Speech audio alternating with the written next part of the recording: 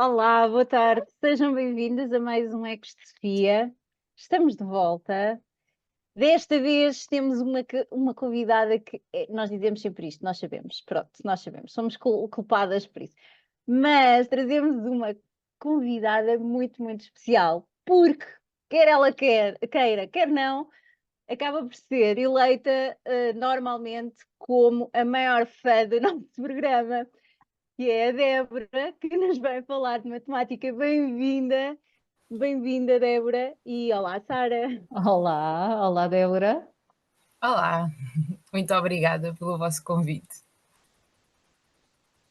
Muito bem, ia dizer Sara, que é a força do hábito.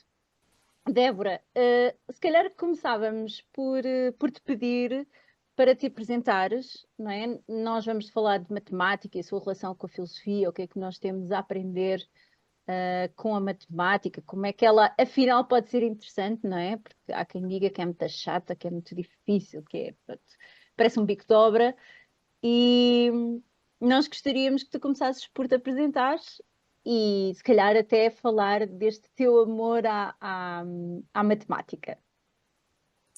Então, comecei por estudar matemática, como todos nós começámos por estudar matemática na escola. À medida, isso é uma reflexão que eu também fiz muito recentemente, à medida que a vida se vai desenrolando e que eu vou pensando sobre a matemática, é engraçado também ver que a minha relação com esta área do saber também se foi modificando e se foi alterando ao longo do tempo. Então é engraçado ver que na escola eu sempre gostei bastante de matemática, pela forma como ela ia estimulando aquilo que era uma parte mais, atrevo-me a dizer, até criativa em mim, e me causava desconforto. Acho que essa sensação de causar desconforto e provocar alguma frustração é bastante interessante.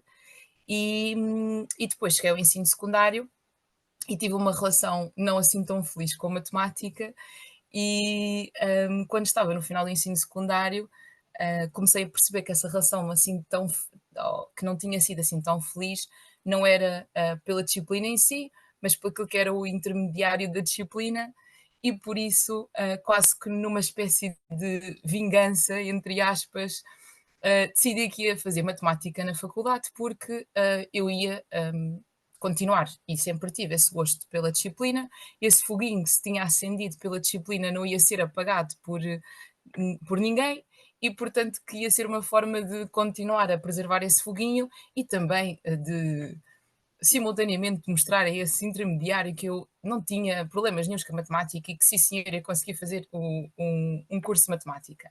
Então assim foi. Fui para a faculdade e fui estudar matemática, novamente, não num processo totalmente, vamos dizer, pleno de felicidade, porque o processo de matemática é um processo, do meu ponto de vista, repleto de vários desafios e que acho eu, só é verdadeiramente um processo matemático se nós passarmos por essas diferentes fases de frustração, de saber lidar com essa frustração, de perseverar, de conseguir compreender que se calhar hoje não vai dar para compreender isto, mas eu amanhã vou tentar novamente, sermos constantes, procurar e tentar sempre procurar essa resposta e à medida que fui-me aproximando do final do curso, da licenciatura, depois decidi que faria sentido então procurar fazer qualquer coisa com esse curso de uma forma um bocadinho mais construtiva do que aquela com a qual eu tinha tido contacto e por isso decidi ser professora de matemática. Assim, de uma forma muito resumida, acho que a minha relação com a disciplina vai-se alterando ao longo do tempo, não só porque eu acho que nunca vou deixar de ser aluna de matemática, mas comecei por ser aluna de matemática, hum, mas também porque à medida que a vida se vai desenrolando, também vou percebendo que existem outros pontos de contacto da disciplina com outras áreas do saber, e isso também me vai criando novas definições da disciplina e novas formas de olhar para ela e de a percepcionar e de me relacionar com ela.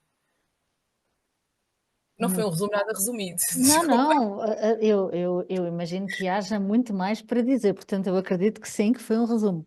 Mas vou pegar numa ideia muito interessante para mim. A minha relação com a matemática é uma relação bastante saudável, mas não que a compreenda totalmente, mas sempre fui aluna de ter altos e baixos. E é engraçado o que dizes do interlocutor. Eu, infelizmente, não tive a mesma atitude, de alguma forma até filosófica, que tu tiveste, de perseverar. Ou seja, eu ainda não compreendi, mas eu vou continuar a tentar e vou lá chegar. Realmente dependia um pouco do interlocutor, e é sem dúvida que os professores de matemática têm, aliás, qualquer professor, mas pronto, numa disciplina onde as coisas nem sempre são concretas, não é? Porque há uma parte da matemática que é muito lógica, e aí podemos dizer que é quase Uhum, palpável, mas depois uhum, trabalhas um bocadinho na imaginação, naquilo que não é concreto. Vamos pôr por estes uhum. termos. E por isso, sem dúvida, que o professor tem um papel fundamental. Mas falaste de uma ideia que eu acho incrível e que talvez a maior parte das pessoas que não gosta de matemática ou que diz que não gosta, não chegou a captar, que é a criatividade. Ou seja, de alguma forma, o que tu estás a dizer, e corrijo-me se eu estiver errada, é que é uma arte. Consideras a matemática uma arte? Sem dúvida, porque acredito eu que e depois lá está, de já ter contactado com diferentes definições, da minha relação com a disciplina já ter sido de diferentes formas, estou numa fase da vida em que consigo olhar para ela, também por muita responsabilidade daquilo que é a nova Acrópole, consigo olhar para ela de uma forma, de uma forma exatamente estética e bastante bela, ainda mais do que aquilo que eu já considerava. E, e estética e com essa dimensão de beleza, exatamente porque, do meu ponto de vista, consegue-nos fazer chegar ou aproximar-nos daquilo que é a verdade, ou pelo menos uma perspectiva da verdade, de uma forma diferente de outras áreas do saber. E essa aproximação que se vai fazendo da verdade através daquilo que é a matemática traz uma beleza inacreditável, porque é uma simplicidade, uma linguagem de simplicidade que está presente e essa linguagem, para além de ser simples, também é simbólico, o que também acaba por ser uma característica bastante interessante. Então, em certa medida, sim, eu consideraria a arte precisamente por nos permitir religar com essa verdade última que a vida acaba por encerrar. E olhando para a matemática agora de uma perspectiva já mais, espero eu, madura, consigo ver essa dimensão de uma forma muito mais profunda, creio eu. É muito interessante estás a dizer isso, não é? Porque eu acho que mesmo aqueles que de nós têm assim um carinho especial pela matemática, não é? Vamos dizer assim, ou até mesmo amor à matemática, passamos uma determinada altura na vida que é quase aversão, não é? Seja porque está a ser qualquer coisa difícil, ou porque a pessoa que nos está a ensinar, ou que nos está supostamente a motivar, não, afinal não nos motiva, mas desmotiva. Isso é muito interessante o que estás a dizer, porque realmente essa questão da beleza, não é? Das coisas simples, e que podes ser tu mesmo, não é? Porque enquanto estás a fazer um exercício, és tu, a tua mente e a matemática naquela relação, que é tão própria de cada pessoa que está a fazer o exercício, não é? E até porque é muito interessante nós falamos da matemática como podendo ser é concreta, é sempre igual, o método é sempre igual. E não é, cada pessoa tem a sua forma de olhar para o mesmo problema, não é? E Uhum, então isto leva-me um bocadinho àquela pergunta, não é? Ora, se todos nós, e estamos a fazer um exercício de matemática, que em princípio o exercício tem que dar só uma solução. Bem, não, mentira, às vezes tem várias soluções, mas tu percebes, não é? Ou seja, as uhum, soluções que no final terá que dar são sempre as mesmas, independentemente do método que uses para lá chegar, em princípio as soluções serão as mesmas. Eu ia dizer uhum, solução, mas não estaria correto, não é? Nomeadamente a equações, bem, nós sabemos que pode vir. muitas soluções, até infinitas, não é? Uhum.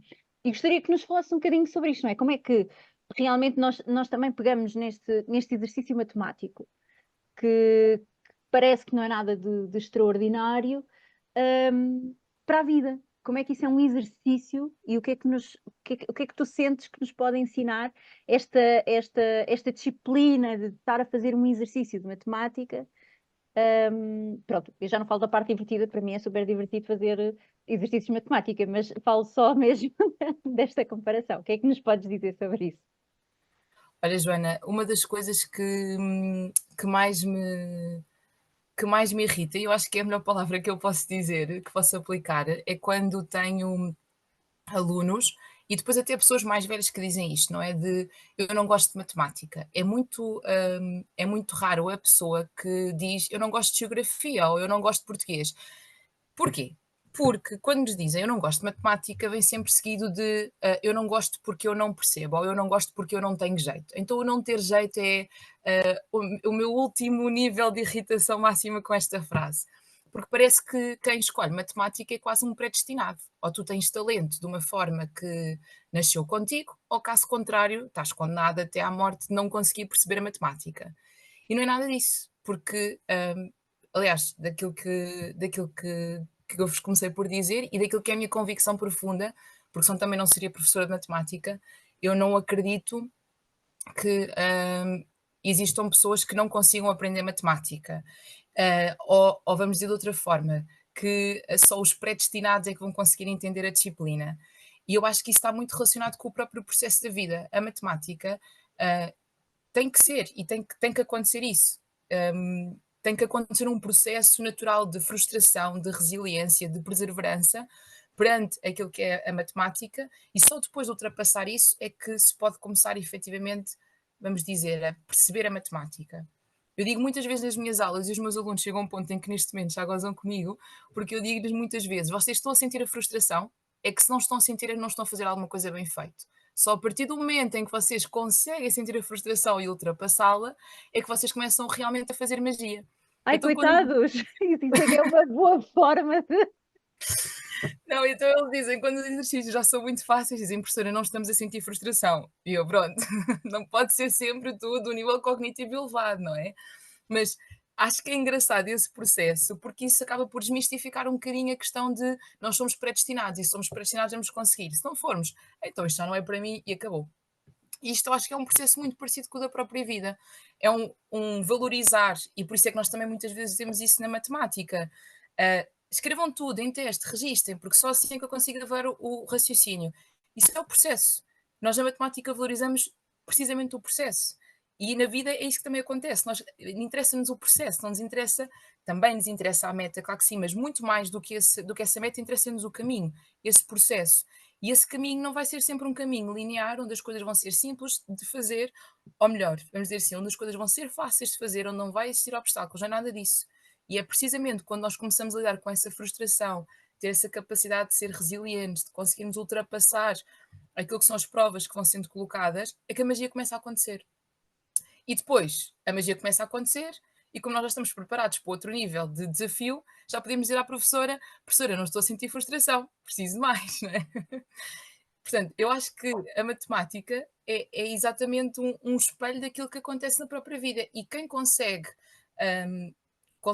ultrapassar isso e consegue ver esse paralelismo na própria matemática, acho que depois também já está mais preparado para encarar a vida de uma forma mais, vou dizer, filosófica. Uhum.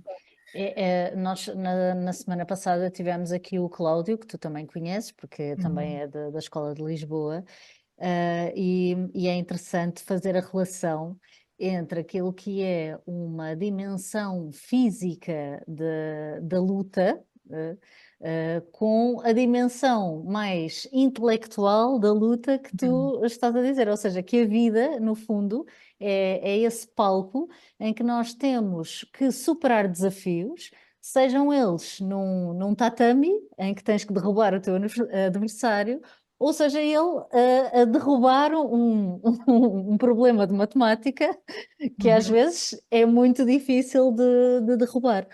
E então levas muito as tuas aulas ou pelo menos é aquilo que me estás a fazer entender, é que levas muito as tuas aulas de uma forma filosófica. Ou seja, levar os alunos a entender a necessidade de superarem o desafio, para depois virem a ter desafios maiores, porque a vida é mesmo assim e tens toda a razão. Então, nesse caso, e porque acabamos por já tocar no assunto, tu estudaste matemática, tiveste aí esse desafio de que algum interlocutor acabou por te dar a sensação que não eras capaz e tu disseste nem pensar, eu vou-te mostrar que eu sou capaz, mas entretanto chegaste à filosofia e a verdade é que numa primeira visão nós achamos que uma não tem nada a ver com a outra.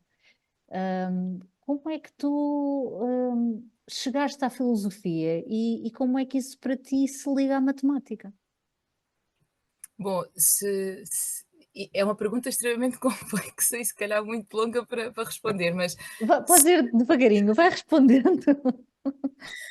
se há disciplina que eu acho que está relacionada com a matemática é a filosofia, não só pela forma como as duas também assentam num paradigma de lógica, a filosofia também assenta nesse modelo lógico, nesse modelo axiomático, a matemática também, mas mais do que isso, a filosofia também promove muito aquilo que é o pensamento crítico e o desenvolvimento do raciocínio lógico, tal como a matemática, mas se calhar diria eu ainda que ambas falam de uma forma simbólica e traduzem uma linguagem universal. E cada uma à sua medida, como é óbvio, não é? Mas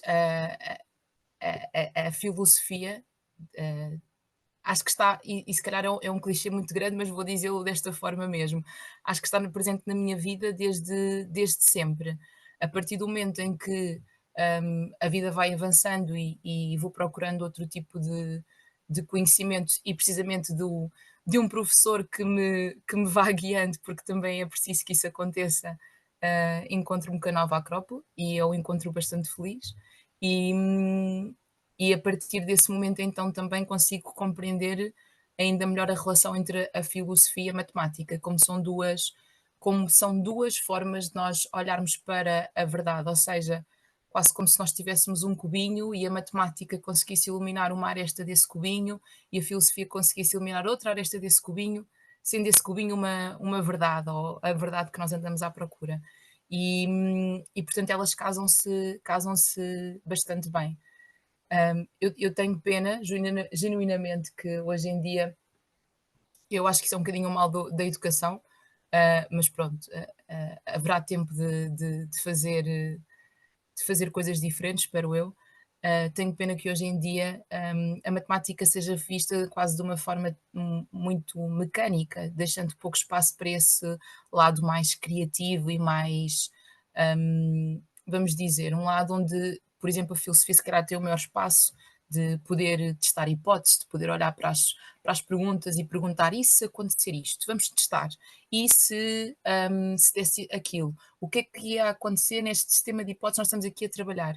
Nós na matemática temos muito pouco espaço em termos de programa e de currículo para conseguirmos trabalhar nesse campo e se calhar dar a oportunidade que os alunos experimentem verdadeiramente um processo matemático que do meu ponto de vista é extremamente filosófico. O experimentar, tentar, ver que não funciona e depois dizer porque é que não funciona, argumentar porque é que isto não é válido e ver que isto não nos serve e vamos testar outra e perceber que essa também não funciona e vamos testar outra e perceber que também não funciona. Nós estamos tão focados em encontrar a resposta certa e que os alunos cheguem àquilo que é a resposta certa, que deixamos pouco espaço para esse processo. E esse processo é fundamental na matemática, na filosofia, na vida, é fundamental que nós o experimentemos, porque se estamos sempre à espera que essa resposta venha de uma forma, vá, compostinha, já arrumadinha, já tudo pronto para consumir, acho que cria em nós exatamente este sentimento de frustração e de querer largar e eu quero uma coisa que seja simples, quando a vida acho que não é isso, e também cria essa falsa ideia de que nós não vamos ser bons a matemática porque não conseguimos chegar à resposta certa, quando isso não é verdade, quando o que nós valorizamos é o processo. Então se valorizamos o processo, devíamos dar espaço para que isso acontecesse. E na filosofia é também isso que acontece, nós valorizamos o processo, interessa-nos o processo, interessa-nos perceber como é que está a ser feito, interessa-nos perceber quais é que são as ferramentas que estamos a mobilizar, interessa-nos perceber porque é que não funciona o caminho pela esquerda e se calhar interessa-nos um caminho um bocadinho mais para a direita. E sim, tudo isso interessa. Então hoje em dia parece-me que nós vivemos de uma forma tão afobada, tão corrida, que desvalorizamos isso por completo e queremos rapidamente as respostas. E também acho que por isso a matemática se torna impopular nos gostos, não é? Não tanto na forma não tanto na escolha das áreas, porque as pessoas perceberam que instrumentalizando a matemática ela vai dar bastante dinheiro e portanto conseguimos entrar por aí, mas naquilo que é o gosto pela matemática, o verdadeiro gosto pela matemática, acho que isso também acaba por se perder quando nós queremos apenas o produto final e não nos interessa tudo aquilo que está no meio.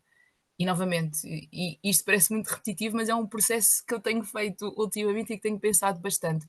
A vida também é assim. E na sala de aula dou muitas vezes a olhar por mim e para os meus alunos e a pensar exatamente nisso. Interessa-me o processo, vamos experimentar, ver porque é que não funciona. A vida também é isso.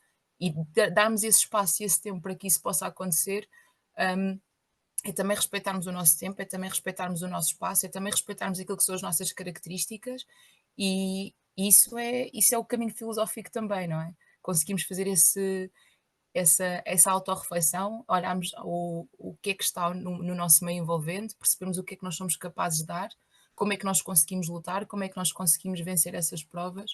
Isso é o caminho filosófico também. Portanto, para mim estão mais do que ligadas, não só na parte intelectual, mas depois também em tudo aquilo que é a própria forma como estão montadas, vamos dizer assim. Consegues dar-nos assim um exemplo, acho que até soa pouco, mas pronto, se só te lembrares de um exemplo, um ou dois exemplos, ou três, até 10, é o que tu quiseres, de não só de expressões matemáticas, não só de formas matemáticas, mas de algo da matemática que efetivamente, para além do simbolismo que possa ter, que simbolismo, pronto, que nós possamos dar, ou que a filosofia possa dar, quase o processo, não é? Que possa ajudar no processo da vida. Consegues dar-nos assim uns exemplos de que para ti sejam realmente exemplificação do que estavas agora a dizer? Bom,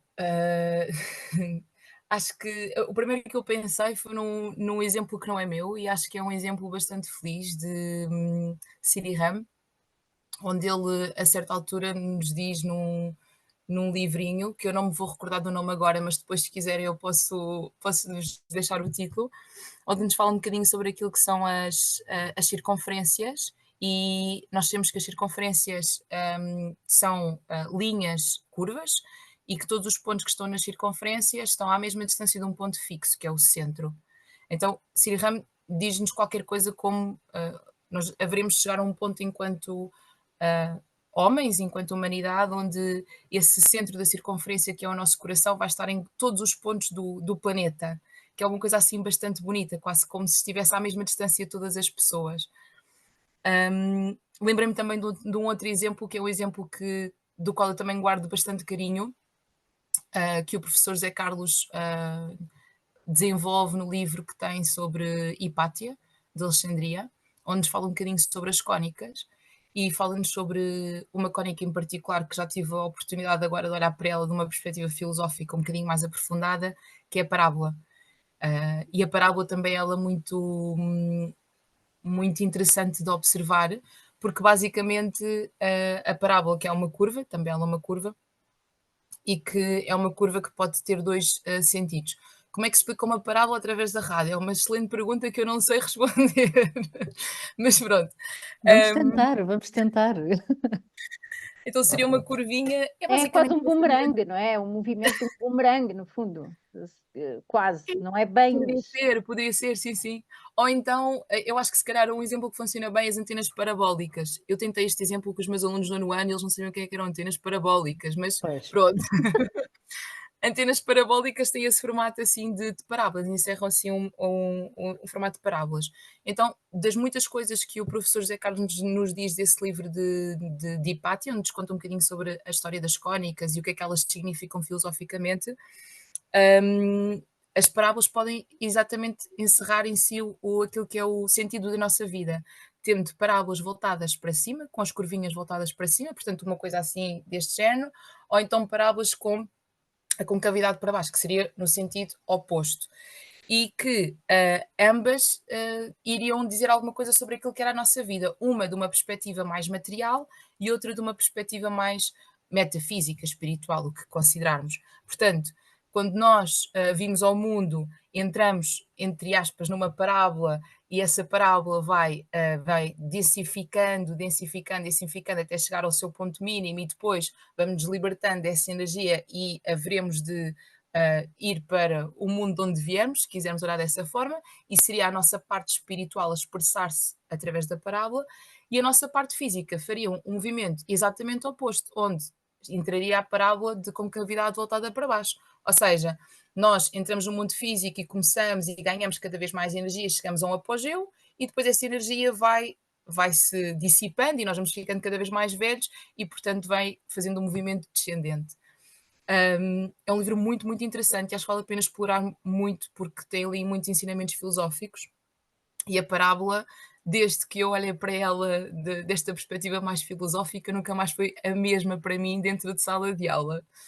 Outro exemplo que eu também gosto muito e que também já várias vezes expliquei aos meus alunos que é extremamente intuitivo, é o das sinusoidais, que são curvinhas que representam movimentos de funções trigonométricas, como por exemplo o seno e o cosseno, portanto todas elas assim em movimento contínuo, e que são muito simples para explicar aquilo que é a vida e aquilo que é os movimentos da vida, onde basicamente nós percebemos que vamos tendo altos e baixos na nossa vida.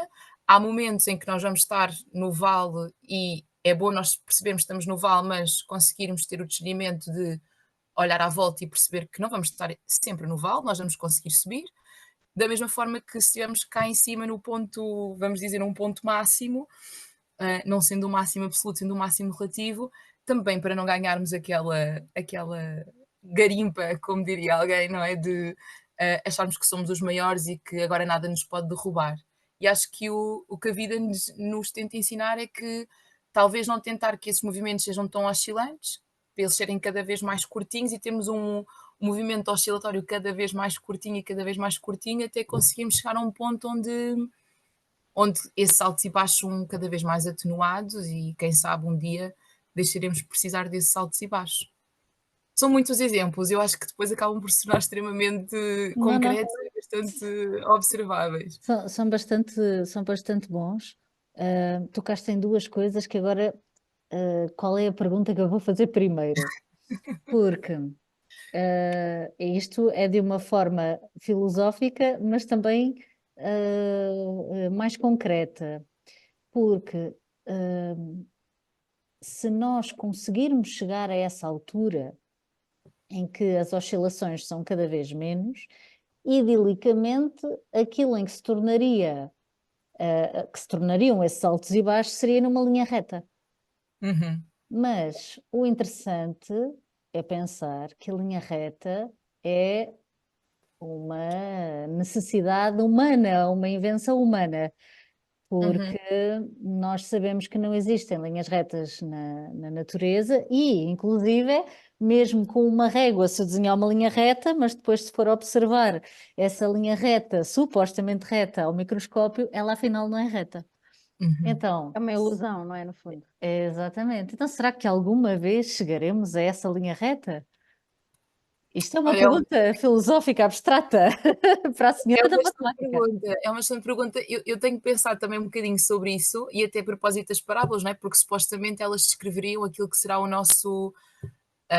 aquilo que será a nossa vida material, a nossa vida espiritual e elas conseguiram também encerrar isso. E uma pergunta que eu também me faço é exatamente essa: elas descrevem o quê? Nós, enquanto seres humanos que estamos a viver neste planeta. E será que elas conseguem descrever outros movimentos do universo? Se calhar devem conseguir. Se calhar elas também o devem conseguir fazer, nós é que não temos capacidade para entender o simbolismo que está por trás, diria eu.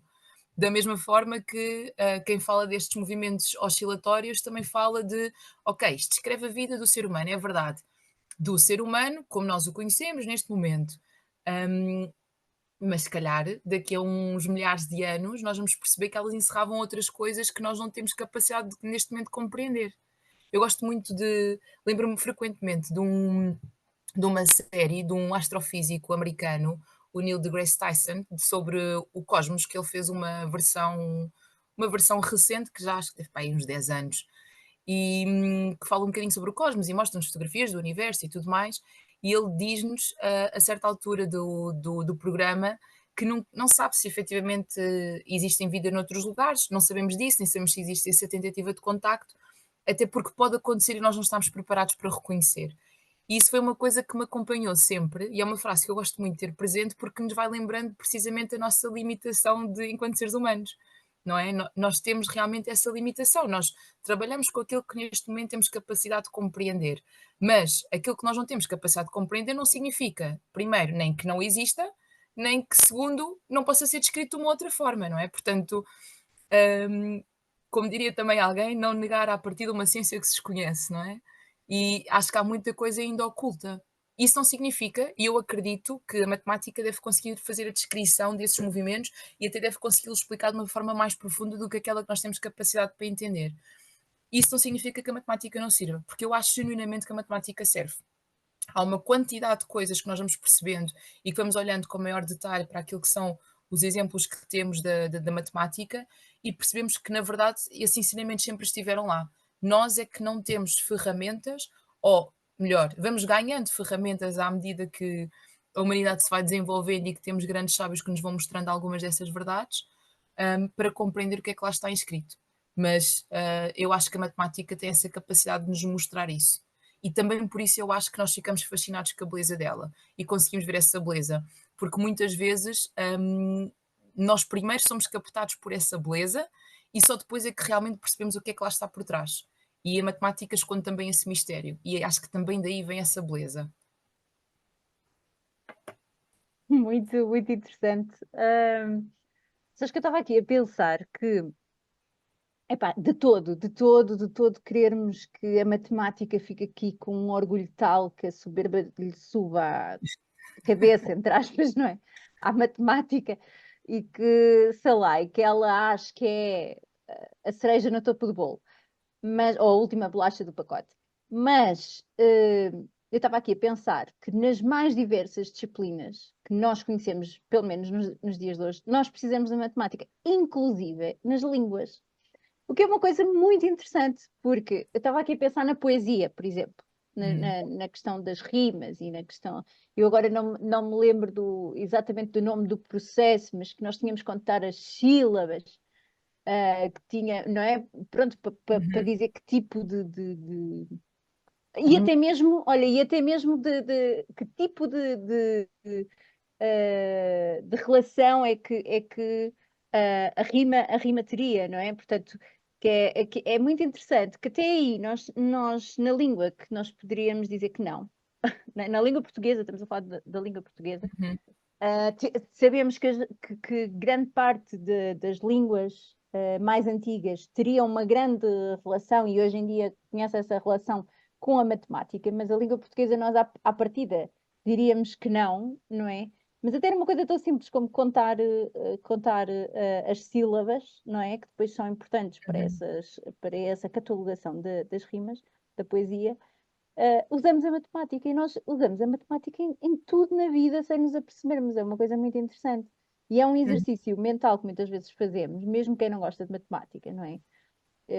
E agora nestes tempos, por exemplo, que os preços aumentam para tudo e para mais alguma coisa, a gente vai às compras e está mentalmente, ora, gastei X. Fazemos as médias, não é? E vamos, à medida que vamos pegando em qualquer coisa, vamos. E é matemática, e as pessoas nem se apercebem. Eu não gosto de matemática, há pouco estavas a dizer, eu não gosto de matemática, eu não me dou com matemática, eu não fui feito para a matemática. Mas todos nós fazemos este exercício, e é um exercício mental que rotineiro, quer dizer, como é que efetivamente este processo de E já estamos a falar, obviamente, de adultos, porque quando estamos a falar de crianças ou adolescentes, ainda poderá haver essa possibilidade de reverter, não é? Essa aversão, digamos assim. Mas em adultos, nós que já estamos assim um bocadinho mais rígidos, já temos, pronto, já achamos que já sabemos tudo o que temos para saber e só nos queremos focar nas áreas a que já nos dedicamos, hum, e até não gostamos de mudanças, como é que nós, adultos, realmente podemos continuar a trabalhá-las e enfrentar até, de alguma forma, o medo do desconhecido? Porque, no fundo, a matemática, para pessoas que têm aversão em ela, é um medo de falhar, é um medo de não ser capaz e de reviver traumas, não é?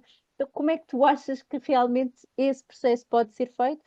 Obviamente, de uma forma provavelmente um bocadinho mais tranquila, mais lenta, precisamente para a pessoa ser capaz de dar passo a passo. Olha, Jana, eu acho que novamente há um paralelismo muito grande com aquilo que é a própria vida. As competências que nós trabalhamos com os alunos e que depois isso se vê de uma forma um bocadinho mais transversal noutras disciplinas e na própria forma como eles se comportam e como estão uns com os outros, isto é, sem ter feito nenhum estudo, apenas de observação direta daquilo que eu vou percebendo, não é? Daquilo que são os meus anos de prática enquanto professora. Esse tipo de competências que nós vamos trabalhando com eles são competências que depois são efetivamente muito necessárias para o resto da vida. E essa capacidade de enfrentar o desconhecido, essa capacidade de lidar com aquilo que não é confortável, essa capacidade de ultrapassar esse desconforto e de conseguir ver além desse desconforto e conseguir trabalhar, de continuar, de persistir, de ser resiliente, tudo isso são competências que nós vamos desenvolvendo em nós. Então, eu diria que talvez da mesma forma, e por isso também acho que se criam tantos bloqueios que são emocionais com a matemática, não é? Da mesma forma que nós na vida também vamos fazendo uma quantidade de ajustes naquilo que é a nossa personalidade, ou tentamos fazer alguns desses ajustes na nossa personalidade para chegarmos a um determinado porto, a relação com a matemática também vai exigir muito disso, que nós consigamos ir fazendo ajustes. Isto não é eu não sei nadar e mando-me logo para dentro da piscina, não é nada disso, mas é ir aos poucos trabalhando este tipo de competências. E depois, quando formos olhar para a matemática em si, também vamos perceber que estamos a exercitar esse tipo de competências e vamos conseguir com mais facilidade, acho eu, olhar para ela sem criar qualquer tipo de trauma, qualquer tipo de bloqueio emocional. Eu acredito que é um processo muito parecido com o da vida e por isso também tantas vezes insisto com os meus alunos nessa tentativa de lhes criar frustração, de ultrapassar o desconforto e de conseguirem lidar com isso e conseguirem sair vitoriosos, que também é muito bom eles experimentarem a vitória e aquilo que é o sucesso em aula, mas também é muito bom experimentar o fracasso. E eu acho também que hoje em dia nós lidamos muito mal com aquilo que é o fracasso. Nós estamos tão habituados a olhar novamente para aquilo que é o resultado final, para aquilo que é a meta, e não lidamos com o fracasso como sendo uma prova no meio do caminho, alguma coisa que nós precisamos de olhar e de mobilizar uma quantidade de ferramentas que ainda não utilizamos e que não há nenhum problema nisso. E eu percebo também que a própria escola esteja montada dessa forma e que nós focamos muito mais no resultado final e não naquilo que é o processo. E contrariar isso é um bocadinho complexo.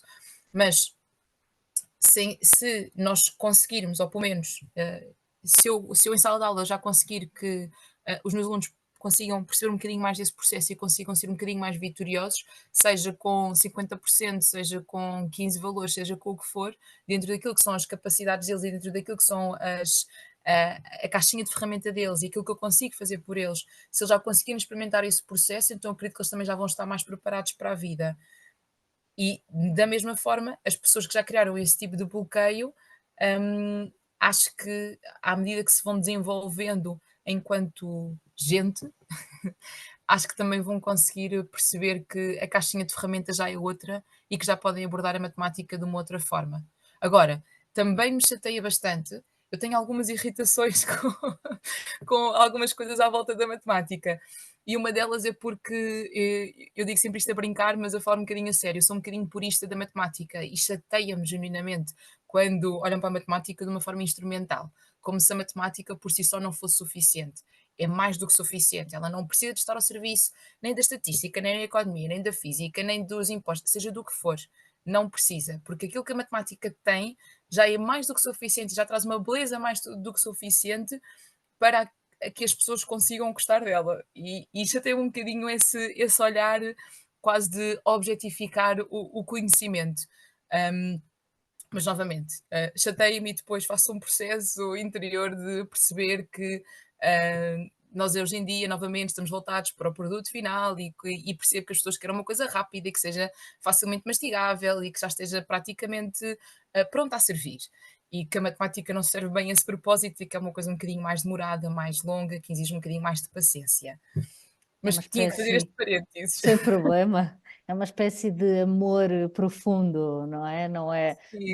Não é uma relação rápida, é algo que tem que ser Exatamente. construído. Não, e Ahm, isto, Sara, desculpa, diz, diz. isto já dava quase para outro programa. Já agora, só uma pergunta muito rápida, enquanto professora.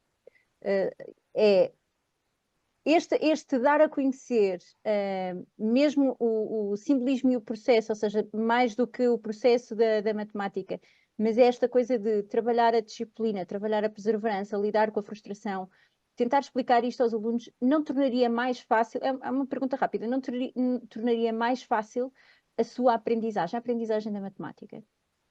Talvez, pois talvez sim, talvez não, não sei, acho que poderia depender dos contextos, não sei, e também da abordagem, acho que talvez possa facilitar. Eu gosto de fazer esta abordagem também para aquilo que foi a minha experiência enquanto aluna e quase o desconstruir de eu nunca percebi matemática, então eu nunca vou perceber matemática, não é nada disso. E como eu lhes digo também muitas vezes, tu se fores a um treino de futebol, tu não vais a um treino de futebol e és muito bom logo a fazer um remate do meio campo e pronto, e marcas golo e olha, já está feita a tua vida, nada disso. Ou então com o exemplo ainda mais concreto, o Cristiano Ronaldo, que é o exemplo que nós temos em Portugal, que os miúdos muito facilmente conseguem identificar, principalmente os da futebolada, ele foi muito bom a marcar livros, ou continua a ser muito bom a marcar livros, porque ele efetivamente treinou. Ele fez à primeira, se calhar até podia ter algum jeito, mas se ele não tivesse continuado a trabalhar, isso não ia acontecer, não é? Da mesma forma, eles, quando estão a trabalhar matematicamente, não é olham para o exercício e dizem não, não consigo, não vale a pena, pronto, acabou. E isso é uma atitude muito mais frequente do que aquilo que eu gostaria que acontecesse e que acontece com a matemática de uma forma que eu também não sei bem explicar porquê, mas quase de eu não percebo o exercício, portanto eu não sou bom nisto, eu não sou bom na matemática, vou desistir. E não é assim, as coisas não são assim. Portanto, esta abordagem é um bocadinho uma tentativa de desmistificar e tentar retirar algum do peso que acho eu também que é emocional e daí depois as pessoas também criaram determinados traumas com a matemática, é uma tentativa de retirar esse peso e de que se desconstrua essa ideia de que eu só sou uma boa matemática se eu conseguir fazer à primeira. Quando o processo de matemática é um processo, do meu ponto de vista, que tem que ser doloroso, tem que haver ali alguma parte de sacrifício, de frustração. Se assim não for, é um bocadinho esquisito, não é? Seríamos todos Einsteins e conseguiríamos todos fazer as coisas todas à primeira, e não é assim. Da mesma forma que é preciso treino. Também lhes costumo dizer, que é uma metáfora de uma colega minha de português, que eu acho muita piada, que é, eles acham que vão ser convocados para o jogo sem terem feito nenhum treino durante a semana. Que é lógica igual, não é? Eles acham que vão conseguir chegar ao teste e ter uma excelente nota, mas durante o tempo todo até lá chegar não fizeram nada.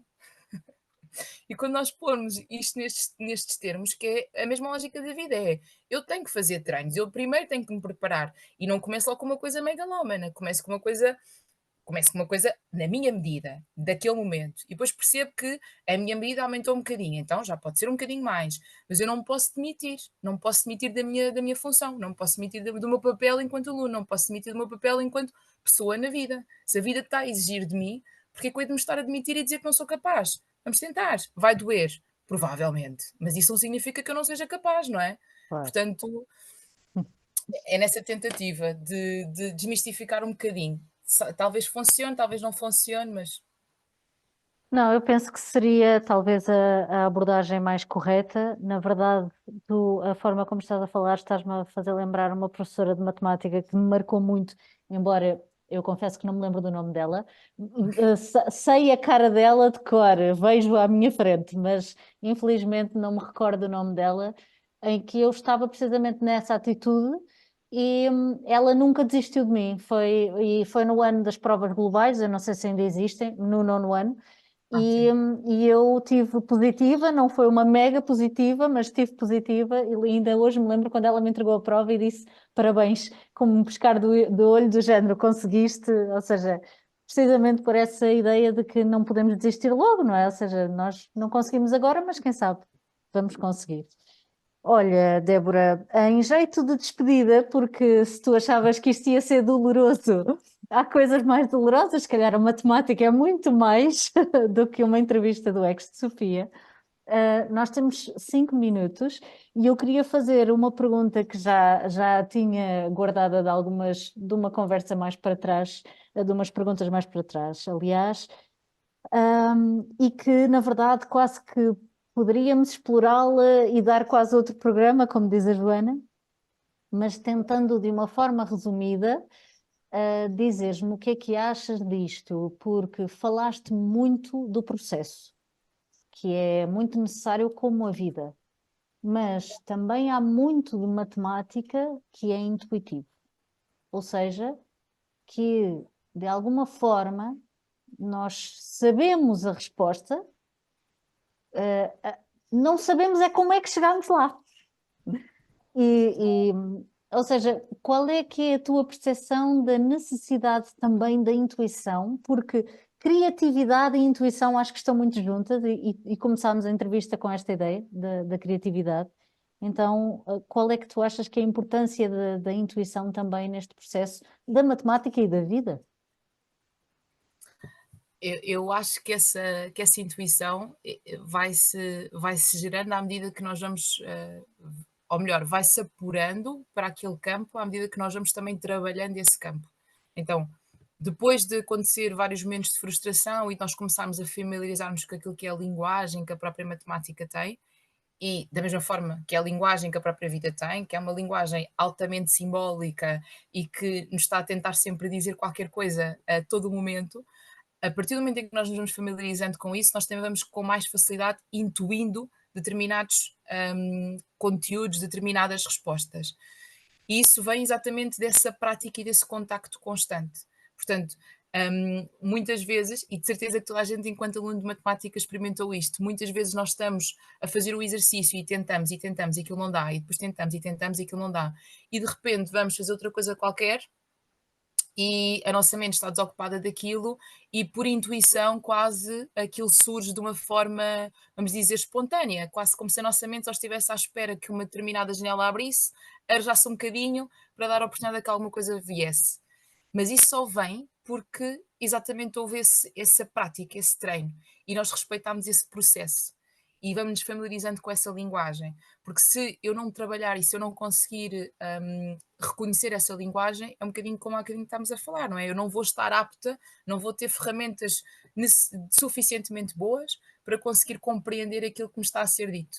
Então, da mesma forma que na vida nós nos vamos exercitando e vamos tentando compreender com mais profundidade aquilo que vai sendo dito, e na matemática a mesma coisa, nós vamos conseguindo com mais facilidade ter esse tipo de intuições. Eu não tenho dúvida nenhuma disso. A matemática é claramente uma área do saber onde isso se nota de uma forma muito, muito, muito prática, e exatamente por isso, por ser uma linguagem altamente simbólica e simultaneamente universal. E por isso há muitas coisas que nós vamos intuindo e há muitas coisas que nós vamos percebendo que vão funcionando daquela forma, mas também só conseguimos porque respeitamos esse processo e porque nos familiarizamos com essa linguagem. E a vida é muito assim também. Há uma estreita ligação entre as duas. A vida também é muito disso. Nós, à medida que vamos percebendo cada vez melhor o que é que a vida vai esperando de nós e o que é que a vida nos vai exigindo, nós também vamos intuindo quais é que são os caminhos que fazem sentido ou que não vão fazendo sentido para nós, mas porque estamos aptos para irmos reconhecendo melhor esses caminhos, porque caso contrário somos pedras a receber com água, não dá nada, não dá nada. Débora, muito, muito, muito obrigada por esta conversa, foi muito agradável mesmo. Temos a certeza que temos pano para mangas para que voltes aqui. Esperamos também que continues a ser a nossa maior fã e continues a usar o teu tempo livre para nos ouvir, meio livre, vamos dizer assim. Nós voltaremos daqui a 15 dias com uma conversa muito diferente. Será que vamos conseguir fazer a ligação à matemática, Joana? Eu não sei. Não sei, vamos ver a inspiração do dia. Exatamente. Mas bom, muito obrigada a todos por estarem connosco e até breve. Até Obrigada. breve.